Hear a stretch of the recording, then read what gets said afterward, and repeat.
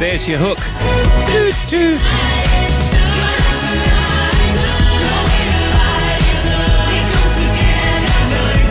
Well, that's Duran Duran. It's called Tonight United.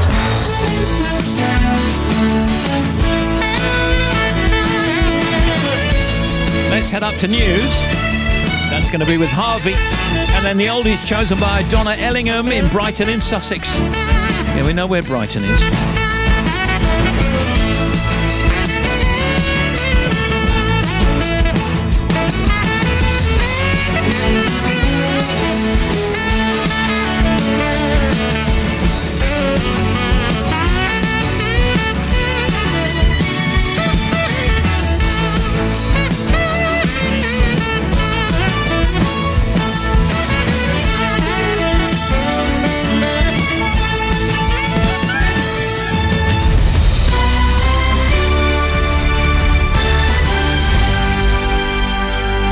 BBC News at 3 o'clock. This is Harvey Cook.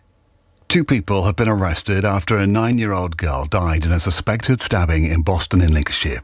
A murder investigation was launched yesterday.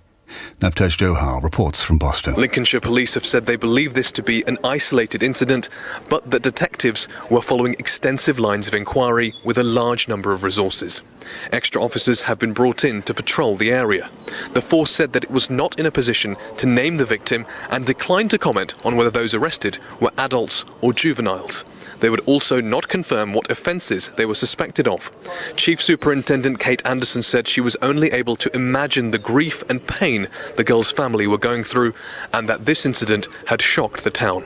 Rebecca Vardy has lost her High Court libel action against Colleen Rooney in what became known as the Wagatha Christie trial.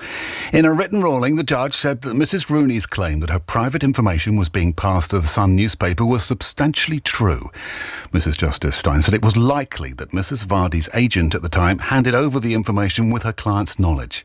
The Guardian's media editor Jim Waterhouse says Mrs Vardy's decision to pursue her legal action was an own goal. She's essentially chosen to spend what's probably millions of pounds on producing little more than a 75-page evisceration of her character. Although there are serious issues here about whether or not Vardy was involved in leaking stories about Rooney to the Sun, Vardy was the one who brought this case. Vardy chose to push this to trial, and if Vardy had just walked away 3 years ago, I doubt any of us would be talking about it now. The number of coronavirus cases in the UK has fallen for the first time in 2 months. 3.2 million people were estimated to have the virus in the week to the 20th of July. The fall of 16% from the previous week suggests the latest wave has passed its peak. The former Metropolitan Police officer who murdered Sarah Everard will spend the rest of his life in prison after losing an appeal to reduce his sentence.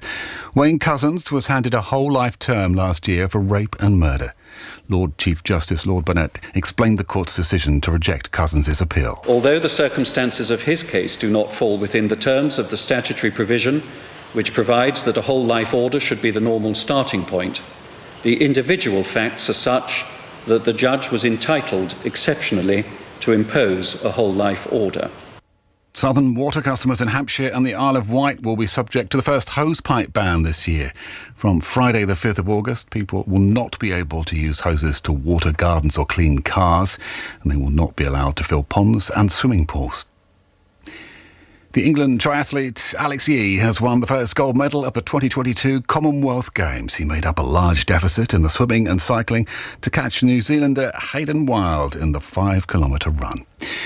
And that's the BBC News at 3 minutes past 3. Thanks, Harv. BBC Radio 2. Here come the non-stops.